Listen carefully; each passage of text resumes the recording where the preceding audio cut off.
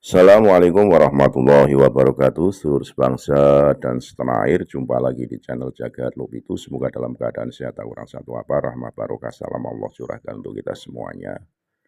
Yai Haji Imaduddin Usman Al-Bantani dalam memantapkan sebuah kajian yang diimplementasikan sebagai amalun bi'alkan, tingkah laku yang notabene memang harus dipatri, ditancapkan dalam dada, dimasukkan dalam sebuah kolbu yang notabene harus selalu mengedepankan sebuah jati diri manusia di bumi Nusantara ini.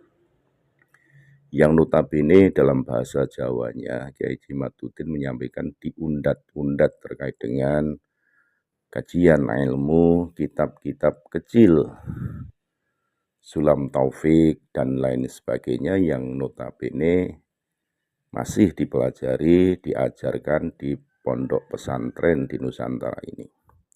Kalau bahasa Kiai Haji Imaduddin Usman Al-Bantani diundat-undat, maka dengan niat ingin tidak merasa terganggu dengan kegiatan belajar mengajar di pesantren, Kiai Imaduddin beserta santrinya sudah sama sekali tidak memakai kitab-kitab karangan Pahlawi. Ini luar biasa. Karena kitab-kitab yang lain, baik kajian fikih dan sebagainya, itu lebih komplit dan diajarkan di pondok-pondok pesantren. Baik itu Fathul Mu'in, Fathul Qorib, dan lain sebagainya. Dan itu lebih komplit, baik dari cabang-cabangnya, dan semua itu diajarkan juga di pondok pesantren. Bahasa tidak mau diundat-undat inilah nanti kalau santri-santri kita masih mempelajari kitab-kitab mereka, tidak ingin ada bahasa, kalau tidak ada Pahlawi, santri-santri Nusantara tidak pinter-pinter, bodoh-bodoh, seperti apa yang disampaikan oleh Rois Am PBNU bahwa kalau tidak ada Pahlawi, kita masih bodoh-bodoh. Itu bahasa-bahasa konyol yang disampaikan oleh seorang sesepuh di PBNU. Sekali lagi mohon maafin kali Assalamualaikum warahmatullahi wabarakatuh. Saya hanya melihat melalui video, bahkan membaca tesis Yai Imaduddin. Ya, saya punya satu itu, dikasih Mbak Yai Ainun ya. Artinya pada hari ini saya bertemu langsung pada Yai Imad. Untuk itu saya sampaikan banyak terima kasih. Berikutnya, berkenaan dengan kajian-kajian yang telah dipaparkan dan beberapa sanggahan-sanggahan yang ada, mungkin diantara kita ini ada tadi disampaikan apakah menjadi pemecah belah atau gimana tadi sampai dimaksudkan kayak gitu ya. Nah, ini ternyata saya paham-paham itu untuk peristiwa Baklawi dan sebagainya ini di kelompok-kelompok lain tidak begitu terdengar gitu. Kayak seperti Muhammadiyah itu tidak membahas, Persis, kemudian yang lain ini tidak membahas. Artinya komunitas ini hari ini yang istilahnya yang dihadapkan adalah orang-orang Nahdien atau orang-orang NU ya. Dan orang NU itu kan yang sangat kental dengan wasatiyah dan prinsip-prinsipnya gitu loh. Sehingga ini mohon penjelasan dari Kiai Imad untuk memberikan pemahaman kepada kami-kami yang ada di daerah, terutama pengurus-pengurus NU yang mungkin sampai hari ini ada juga yang banyak yang belum klik lah, semacam itulah kira-kira ya. Contohnya hari ini juga ya banyak pengurus NU yang belum berkenan hadir gitu ya, mungkin masih melihat bagaimana keadaannya. Mungkin dalam hal ini Kiai Imad sudah banyak berdiskusi dengan jajaran PBNU sebagai pimpinan kami secara pusat gitu ya. Untuk itu kami ingin mohon penjelasan dari Kiai Imad bagaimana sampai hari ini sikap-sikap dari pengurus NU ya, khususnya yang dari PBNU menyikapi dari tesis Kiai Imad dan fenomena yang ada sekarang ini, sehingga kami yang ada di daerah itu tidak kebingungan. Kemarin sempat melihat video dari Rois Surya, dari Rois Am ya, itu sampai apakah ini apa pesanan Wahabi dan Syiah sampai kayak gitu ya. Nah ini mungkin yang lain juga mungkin perlu dijelaskan, sehingga tidak menjadikan kebingungan bagi kami sebagai yang namanya juga apa tadi struktural gitu ya. Jadi harus sami'na wa ata'na dari pusat ke bawah. Untuk itu kepada Ya Imad mohon penjelasannya terhadap tanggapan-tanggapan dari PBNU khususnya menyingkapi masalah apa Baklawi ini, sehingga nanti kami yang ada di daerah ini akan tahu bagaimana cara kami untuk terus tabayun. Yang kedua, berkenaan dengan para habaib itu memang kami yang ada di daerah mungkin mbah-mbah yang lain juga sangat merasakan itu ya, yang setiap kali bahkan setiap hampir enggak sampai 1 minggu sekali itu kami didatangin gitu ya, bagus sih silaturahmi, bagus yang disampaikan bagus gitu ya.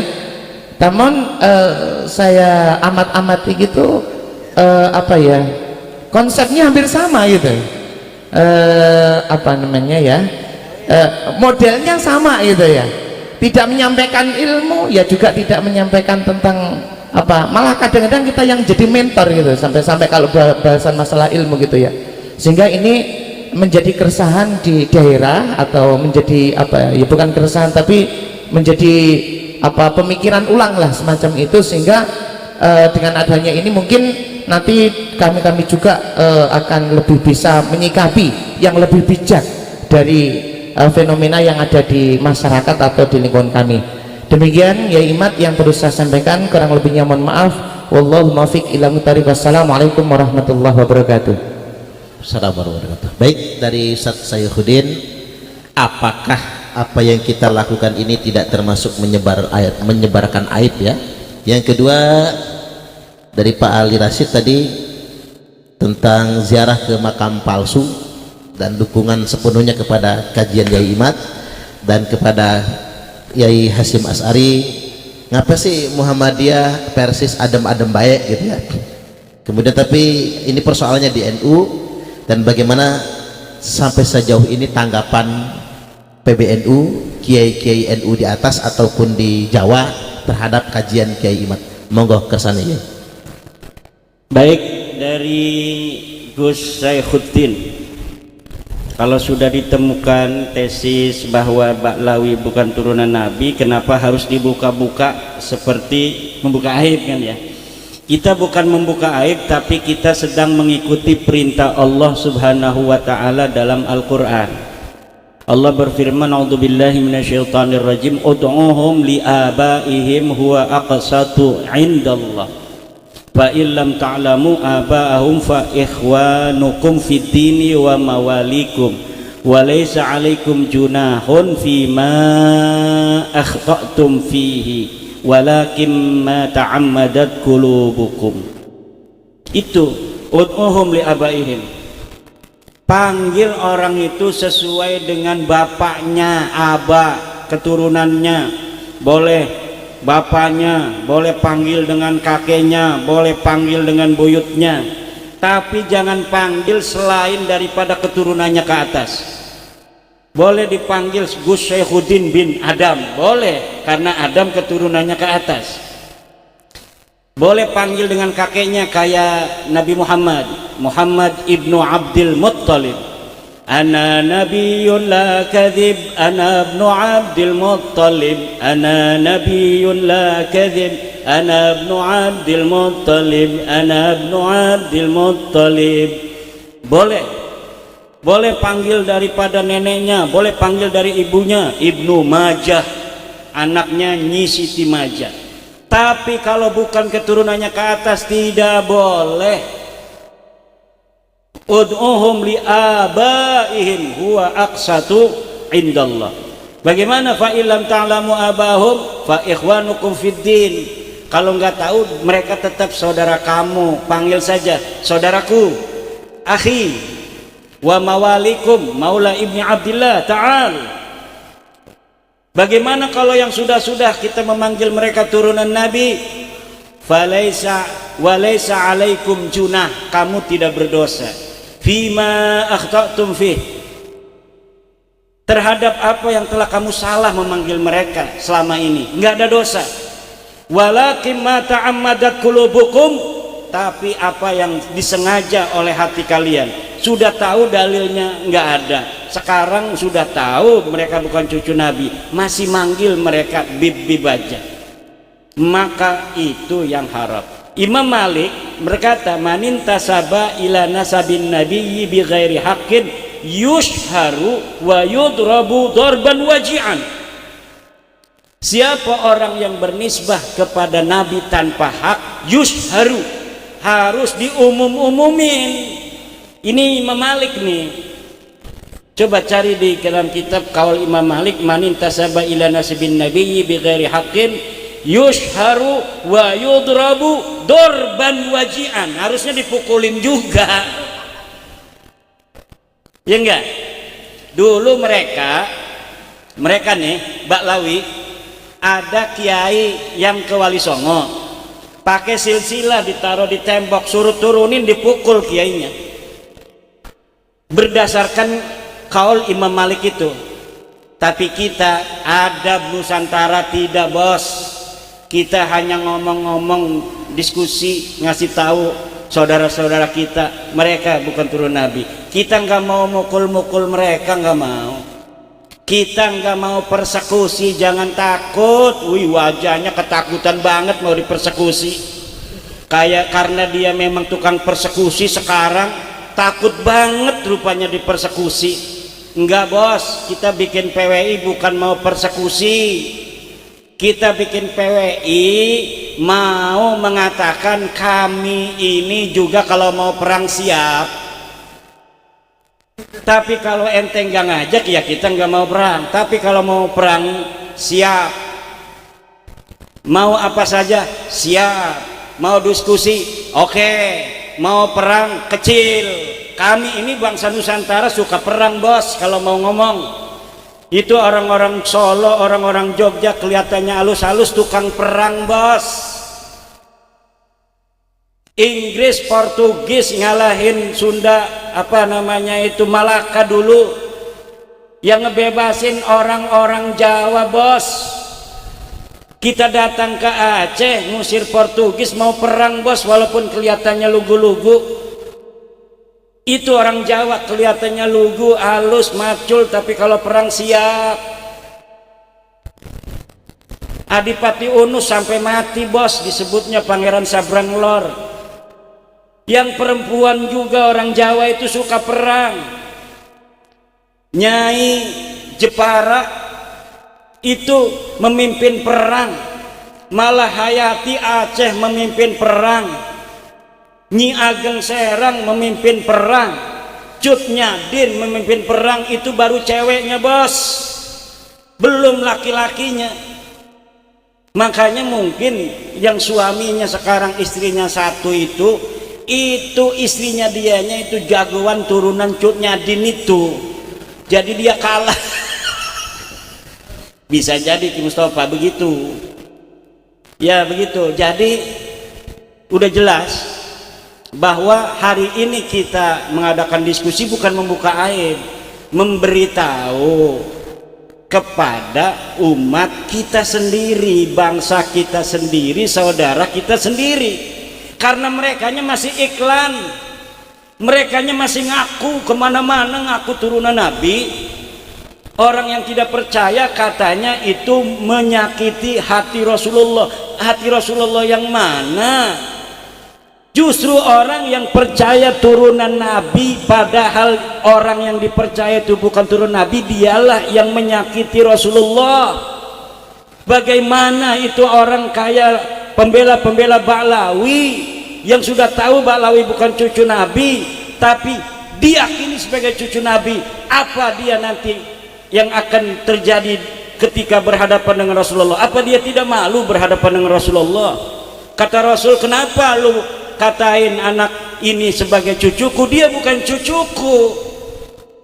Bener itu Imaduddin Usman itu. Kenapa kamu nggak ikut? Udah ada dalilnya. Lu ikut husnudon.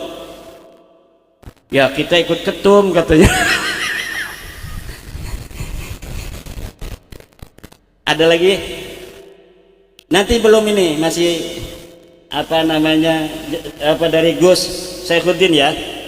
Terus yang kedua apa Yai? Ya. Ini tadi ada fatwa dari Ki Ali Rasyid haram memanggil Habib ya. Fatwa tuh. Dikias dengan manggil haji haram pada orang yang belum haji gitu. Dan saya ini tidak tegas seperti Ki Ali Rasyid katanya. Kemudian kuburan palsu, bagaimana kita ziarah ke makam palsu?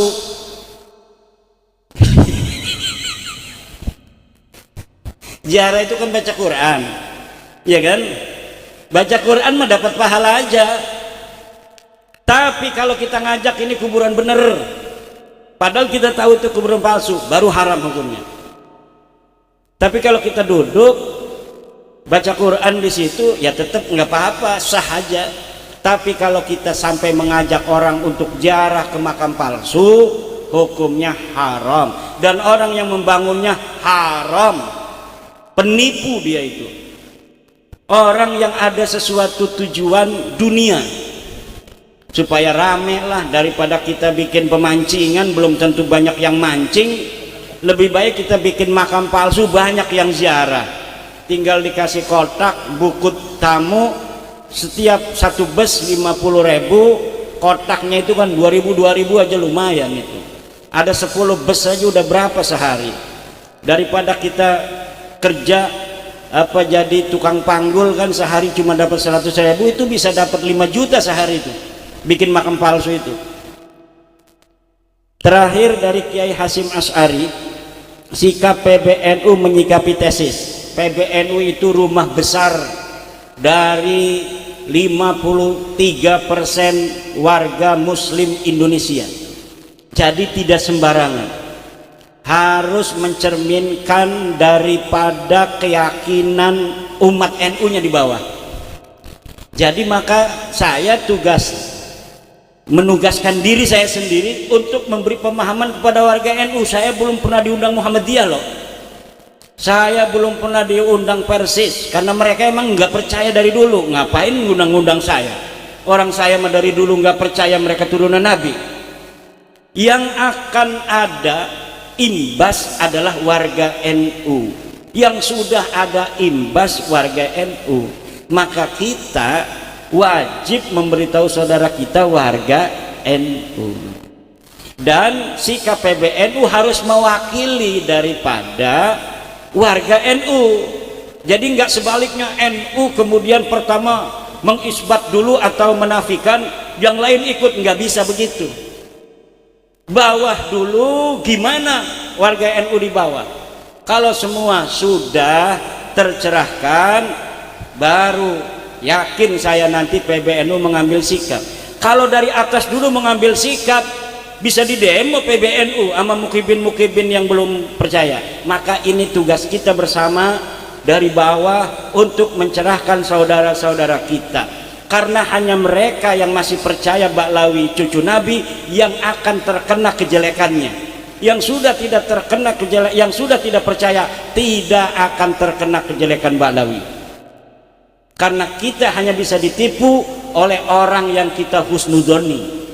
Nggak mungkin kita bisa ditipu oleh orang yang kita tidak husnudon pada dia. Tampangnya udah penipu, ngajak kerjasama sama kita, nggak mau kita. Ayo kita modal 50 juta sewa, nggak mau. Tapi kalau kita husnudon pada dia, kerjasama dalam bisnis, maka kita akan tertipu oleh orang yang kita husnudoni. Maka saya nyatakan, saya yakin-yakinnya, untuk agar masyarakat NU ini adalah juga percaya mereka bukan cucu Nabi, bahwa demi Allah saya yakin, seyakin-yakinnya Ba'lawi Habaib ini bukan keturunan Nabi berdasarkan ilmu nasab, ilmu sejarah, dan tes DNA. Demikian. Baik, kita akan jeda break istirahat, sholat, makan dulu. Capek Yai. Atau nanti ramah tamah saja karena Yai-nya.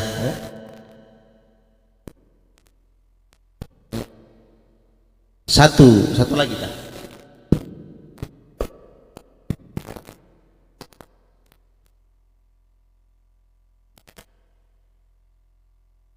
Monggo. Satu lagi ya, sikat aja. Assalamualaikum warahmatullahi wabarakatuh. Waalaikumsalam warahmatullahi wabarakatuh. Alhamdulillah, pada kesempatan siang hari ini kita kerauhan Yai Imad, dan alhamdulillah kita mendapatkan pencerahannya. Namun di sini saya mau bertanya tentang yang selama ini Mbak Alawi itu kan udah terputus, itu otomatis palsu. Terus yang saya tanyakan itu yang asli yang ada di Indonesia ini itu marganya apa dan siapa-siapa, biar untuk membedakan yang asli sama yang palsu. Selanjutnya, kalau sudah ada yang asli, kita responnya bagaimana, manggilnya apa, langkah kita bagaimana. Seterusnya, kalau emang yang asli itu emang asli, apakah kita itu wajib memanggil dengan sebutan Habib gitu? Kalau nanti kita nggak memanggil Habib, nanti kita kedosan juga, maksudnya kan gitu, nggak syiar soalnya. Nah, saya di sini mau minta pencerahan tentang hal itu. Sebelumnya mohon maaf ya Imad atas pertanyaan inilah. Mungkin itu aja dari kami. Assalamualaikum warahmatullahi wabarakatuh. Waalaikumsalam. Siapa namanya tuh? Asmane Ahmad Sugianto. Ahmad Sugianto. Kang Ahmad Sugianto. Kita pada prinsip awal tadi bahwa sebuah pengakuan intisab kepada Nabi yang belum diteliti yabqa alal asli, dia biarkan hukumnya seperti itu, ala makana alaihi min qablu. Yang sudah saya teliti itu hanya Ba'lawi, yang saya teliti hanya Ba'lawi, bahwa Ba'lawi bukan turun Nabi. Nah, selain itu maka kita biarkan kepada asalnya. Misalnya ada orang dari Al-Hasani, ya kan, sebagai keturunan Nabi, tetapi selama ini dia tidak memberikan pengakuan di hadapan publik sebagai Al-Hasani. Ya biarin aja seperti itu, dia mengaku sebagai turunan Nabi di husnul dzanni, karena kita belum meneliti. Sikap kita, ya kita berikan namanya itu penghormatan lebih sedikit saja. Kenapa? Karena sebenarnya tidak ada dalil yang sharih yang mewajibkan kita menghormati dan memuliakan keturunan Nabi. Tidak ada. Tidak ada dalil yang sharih. Kenapa di kalangan NU kok ada, di kitab-kitab kalangan NU tasawuf itu adalah mimbabil adab. Mimbabil adab. Adab itu tidak masuk syara. Jadi bukan babnya bab apa namanya wajib, haram, sunnah, apa mubah, itu bukan. Tapi hanya adab saja. Adabnya begitu.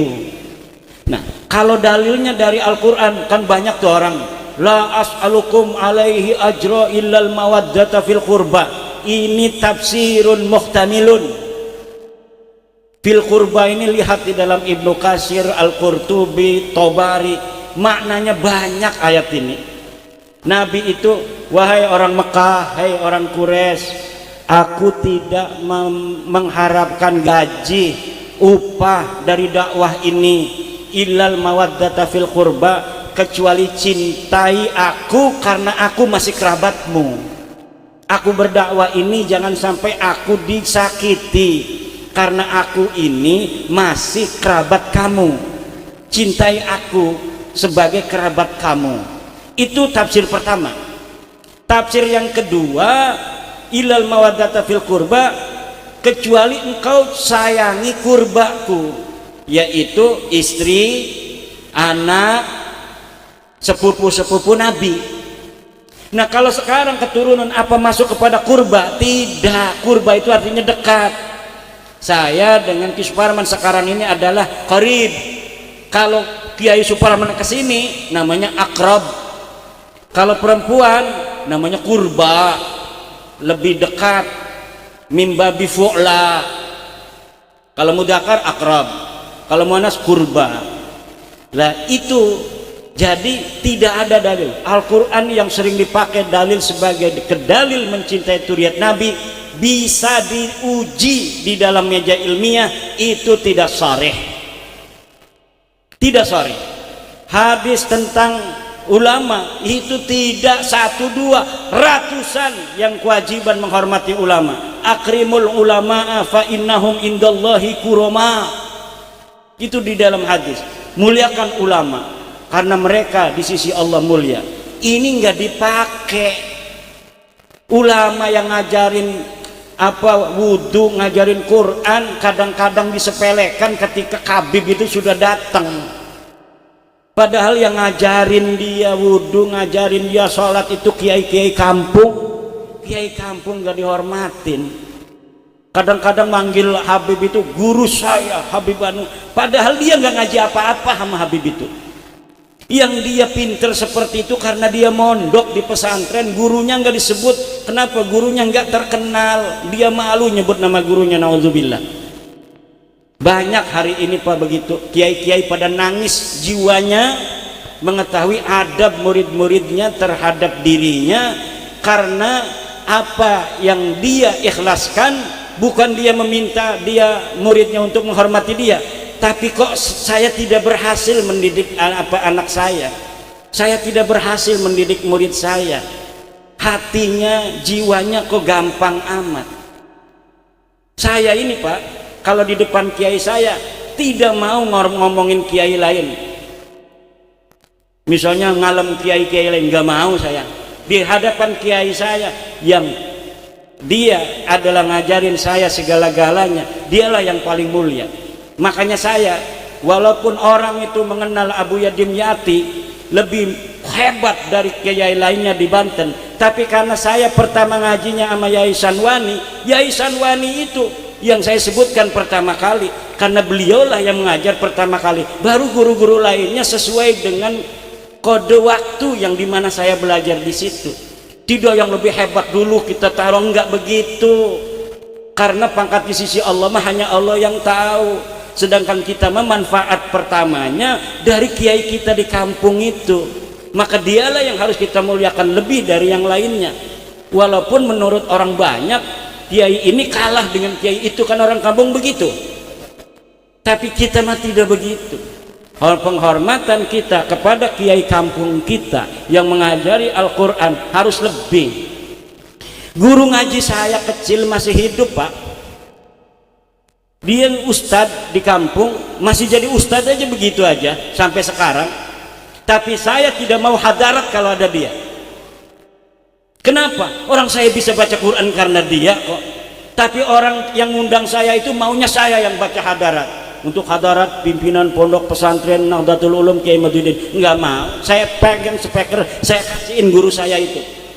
Walaupun tuan rumah itu menyuruhnya saya. Kenapa? Saya bisa hadarat Al-Fatihah karena guru saya kok. Mbah Khalil Bangkalan naik dokar kudanya itu dari Bima, turun langsung pas nanya dari Bima kudanya itu. Kenapa? Karena gurunya dari Bima, Al-Bima. Nggak mau dia berada di atas gurunya walaupun hanya kudanya yang menggunakan nama Bima. Itu akhlak adab saja. Luar biasa kiai-kiai kita ya, makanya sekarang ini banyak yang aneh gara-gara ada doktrin-doktrin. Coba doktrinnya tuh, pengasuh pondok pesantren Darul Lughah wa Da'wah Mbah Harun itu ada di video di YouTube. Kiai-kiai itu jangan sampai ada perasaan lebih tinggi dari para habaib, karena di habaib ini ada darahnya Rasulullah Muhammad sallallahu alaihi wasallam. Apa mau kita naruh anak di seorang pimpinan pesantren yang doktrinnya anak kita akan terus jadi budak dia? Nggak bisa. Goblok kalau ada orang yang naruh anaknya itu di pondok pesantren model begitu. Kita bukan sedang memondokin anak jadi ulama, tapi kita sedang menjadikan anak kita budak-budak orang lain di masa depan. Dia akan selamanya anak turunannya jadi budak. Makanya sekarang kenapa saya tidak lagi baca kitab-kitab Ba'lawi? Karena mereka orang-orang Ba'lawinya itu selalu mengatakan, masih baca kitab Risalatul Mu'awanah tapi membatalkan nasab Ba'lawi. Kita banyak, kata saya. Kalau saya tidak suudon kepada siapa pengarang Risalatul Mu'awanah, tapi orang-orang yang ada di zaman sekarang ngundat-ngundat bil manni wal adha. Oleh karena itu saya tidak mau lagi baca kitab-kitab Ba'lawi. Masih banyak kitab-kitab yang lain, ribuan kitab yang dalam genre yang sama, yang bisa kita ambil barokah dan manfaatnya tanpa keluarganya ngundat-ngundat kepada saya. Tidak mau saya murid-murid saya nanti masa depan ila yaumil qiyamah jadi terus diundat-undat, kamu nggak bakal barokah karena Sulamut Taufik yang kamu aji itu adalah Ba'lawi, guru kamunya itu membatalkan Ba'lawi. Tidak mau saya digituin anak murid saya.